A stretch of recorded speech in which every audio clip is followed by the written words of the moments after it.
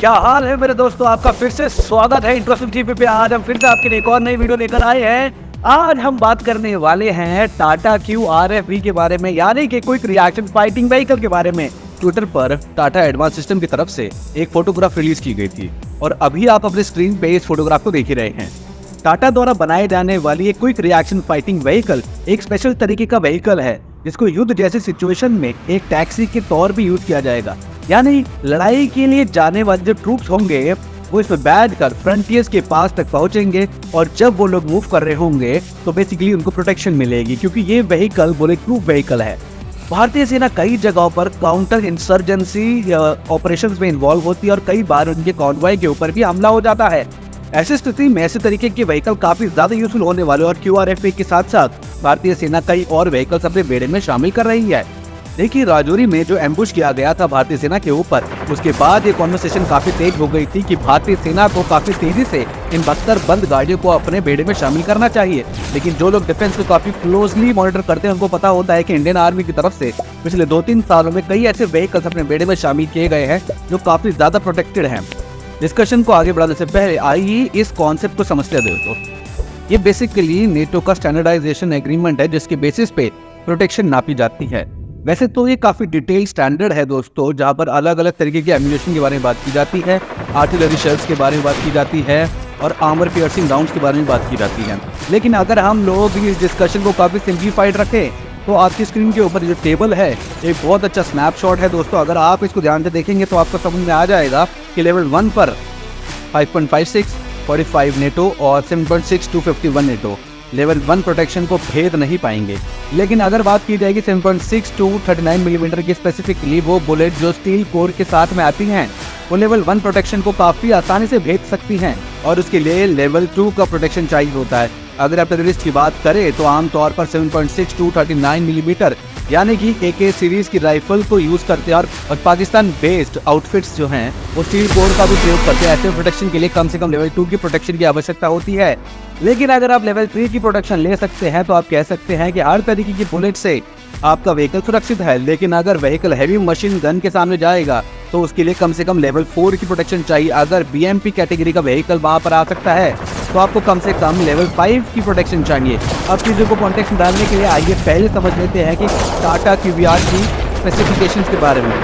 ये 4x4 drive है जो कि मैनुअल ट्रांसमिशन के साथ में आती है और इसमें 14 लोग बैठ सकते हैं। इसका वेट 14 टन है और 2 टन का पेलोड भी कैरी कर सकती है। अगर आप इंजन पावर की बात करेंगे तो 240 हॉर्स पावर की इंजन पावर के साथ आती है।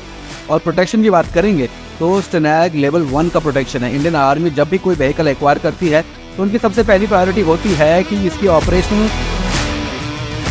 ऑपरेशनल ऑल्टीट्यूड क्या है। बेसिकली रन ऑफ से लेकर तवांग तक भारतीय सेना को बहुत अलग अलग तरीके की टेरेन में ऑपरेट करना पड़ता है और इसी वजह से इंडियन आर्मी की तरफ से ज़्यादा ऑपरेटिंग ऑल्टीट्यूड मांगी जाती है। ये व्हीकल 17,000 फीट की ऑल्टीट्यूड पर ऑपरेट करने में सक्षम है। इसका ग्राउंड क्लियरेंस 280 मिलीमीटर का है। ऑपरेटिंग टेम्परेचर -15 से लेके +45 तक है। अगर फोल्डिंग की बात की जाए यानी कि पानी में कितना गहरा जा सकता है उसकी बात की जाए तो 400 मिलीमीटर है। और सबसे इम्पोर्टेंट चीज़, एक व्हीकल का कॉस्ट 1.86 करोड़ का है। अब इन सभी स्पेसिफिकेशन को देखकर आप कह सकते हैं कि डिसेंट व्हीकल है। लेकिन अगर आप इस व्हीकल को कंपेयर करेंगे कल्याणी M4 से तो आपको समझ में आएगा कि कल्याणी M4 नायक लेवल 3 का प्रोटेक्शन देती है और उसका ग्राउंड क्लियरेंस इससे ज़्यादा है, पेलोड ज़्यादा है। होल्डिंग की बात की जाए तो लगभग दुगनी है और इंजन पावर भी लगभग दुगना है। लेकिन इन सब चीज़ों का इम्पैक्ट पड़ता है कॉस्ट के ऊपर। कल्याणी M4 लगभग 3 गुना महंगी है और इनको बहुत ज़्यादा नंबर्स वे अपने बेड़े में शामिल नहीं कर सकते और इसकी वजह से इंडियन आर्मी की तरफ से अलग अलग व्हीकल्स के अलग अलग कॉम्बिनेशन बनाए जाते हैं। अभी इंडियन आर्मी के पास 86 यूनिट्स QRF भी हैं और 81 यूनिट कल्याणी M4 हैं।